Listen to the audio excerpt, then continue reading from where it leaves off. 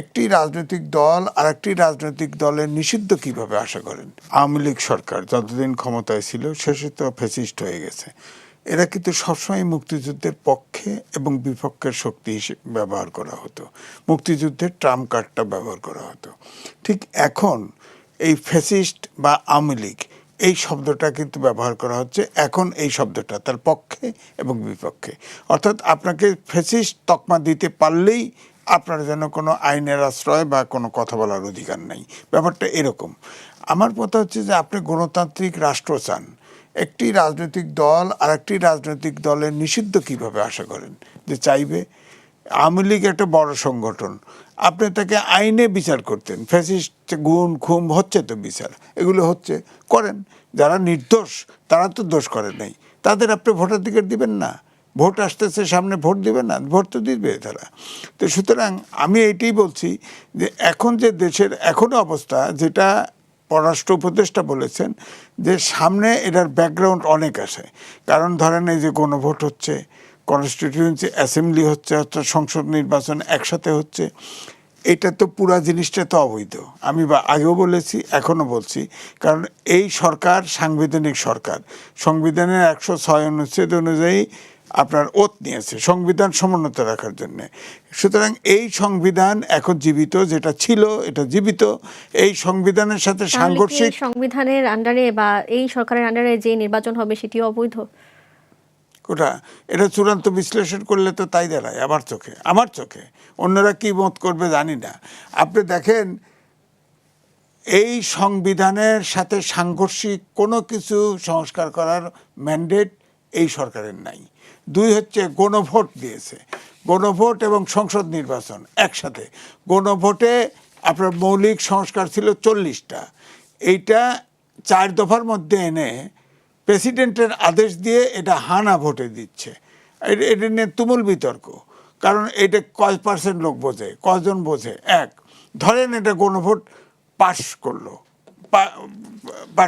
এরপরে এটা বলা হয়েছে, এই যে আলী রিয়াজ সাহেব বলেছে সাংবিধানিক সংস্কার কমিশন বসবে, অর্থাৎ এই সাংবিধানিক পরিষদ হবে, এই যে সংসদ নির্বাচনটা প্যারালালি হবে ওইটার জন্যে। এটাতে কি হবে বলা হচ্ছে, আবার লেখা আছে 180 দিন পরে এই জুলাই সনদ যেটা লেখা আছে এটা স্বয়ংক্রিয়ভাবে আপনার পাশ হবে। তো ধরেন 60 দিনে 180 দিনে পাশ হলো না, ইউনিট সরকার বসে থাকবে না চলে যাবে? আমরা তো জানি না। সরকার ফর্ম হবে কি হবে না। ধরেন বিএনপি জিতলো বা জামাতি জিতলো, সংসদে একই সাথে তো নির্বাচন হবে, তখন জিতে গেল, যে পার্টি জিতুক, তারা কি আঙুল চুষবে নাকি? কি হবে তখন? দেশের পরিস্থিতি যেটা দাঁড়াবে সেই পরিস্থিতি কি ধরেন বিএনপি জেতার পরে যদি সরকার ফর্ম করতে না দেয়,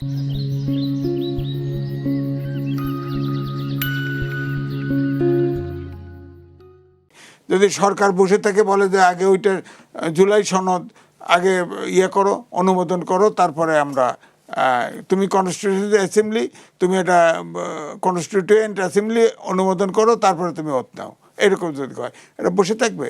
কারণ এখানে তো নোট অফ ডিসেন্টও আছে, সবটা তো অনুমোদন করবে না। আর অবৈধ জিনিস সংসদ অনুমোদন করে কি করে বলেন?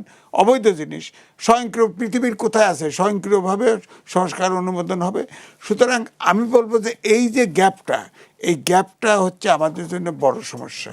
আপনি যেটা বলছেন বর্তমান যে সংঘাত সহিংসতা, যেমন জামালপুরে শেরপুরে ঘটনা ঘটছে, এটা চেয়ারে বসা নিয়ে গোলমাল, বসতে গিয়ে মারামারি লাগছে, একজন মরে গেছে, জামাতের একজন মারা গেছে। এরকম বাংলাদেশের ইতিহাসে শুরুর থেকে সব নির্বাচনে ছোটোখাটো হামলা মামলা হয় এবং এরকম মারা যায়ও। আমি এটাকে বড় ধরনের সমস্যা দেখছি না।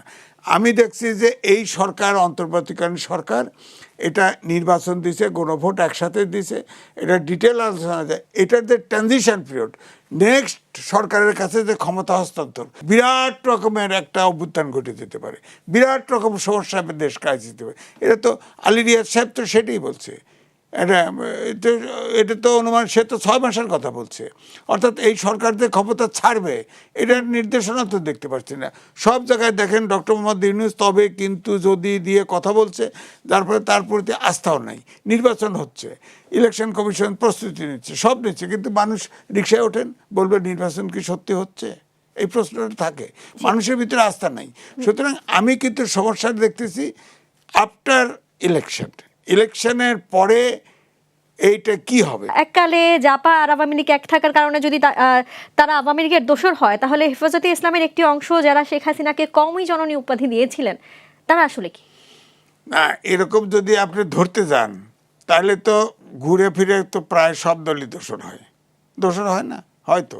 কারণ আওয়ামী লীগের সাথে যারা ধরেন এই যে এখন ইসলামিক আন্দোলন বাংলাদেশ আছে, তারা তো নির্বাচনে ছিল, তাদেরকেও বলতে পারেন। তারা তো এখন অভ্যুত্থানের শক্তি হিসাবে দায়িত্ব নিচ্ছে, বৈঠকে বসে সব দাবি দাবি করতেছে। হোসেন মোহাম্মদ এরশাদের পার্টি তারাও গেছে, কমি মাদ্রাসা কমিতে ওখানে শেখ হাসিনাকে ডেকে নিচ্ছে, কমি জননী উপাধি দিছে, এগুলো তো আছে। এখন হচ্ছে কি, একটা ফ্যাসিস্ট সরকার, তার ফ্যাসিস্টের প্রতীক হচ্ছে শেখ হাসিনা। তাকে দেখে একদম সবাই ওই কমিটা বাধ্য হয়ে সারভাইভ করার জন্য তাকে ডেকে এনে কমি জননী উপাধি দিছে। তো এইভাবে করলে তো হবে না। এইভাবে করলে তো তাহলে তো দেখা যায় যে জামাতেরও তো 91 সালে যখন সরকার গঠন করে তখন 2 জন জামাতেরও মন্ত্রী ছিল। তখন আপনি বলতে চাইছেন যে ট্যাগিং করা উচিত না? ট্যাগিং কেন করবে? যার যার কর্ম দিয়ে ফল হবে, ট্যাগিং করার কি আছে? জি। অমক তমক এগুলি করে করে আর কতদিন ইলেকশন হয়ে যাবে, 10 দিন পরে ইলেকশন হবে, এখনো ট্যাগিং করে আপনি করবেন কেন? আপনার সাংবিধানিক সরকার, সংবিধান অনুযায়ী চলেন, আইন শৃঙ্খলা, ফেসিবাদের বিলোপ চাওয়া হয়েছে ছাত্ররা শেষ ভাগে, সেখানে ধরেন ছাত্র অগ্রভাগে ছিল। এমনও তো প্রশ্ন আসছে যে 30 জন ছাত্র, অর্থাৎ এনসিপির 30 জন ছাত্র তাদের নিরাপত্তার জন্য জামাতের ভিতরে ঢুকলো। আর এই যে সারা দেশের মানুষ, ছাত্র জনতা যে অভ্যুত্থানে যুক্ত হলো, তাদের কাছে কি জবাব দিবে? তাদের নিরাপত্তাটা কোথায়?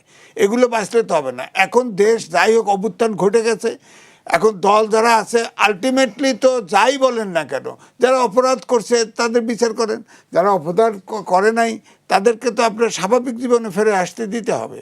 দেশটাকে তো চলতে হবে, মানবিক বাংলাদেশ, আইনের শাসন, সুশাসন, গণতন্ত্র, এটা তো প্রতিষ্ঠিত করতে হবে।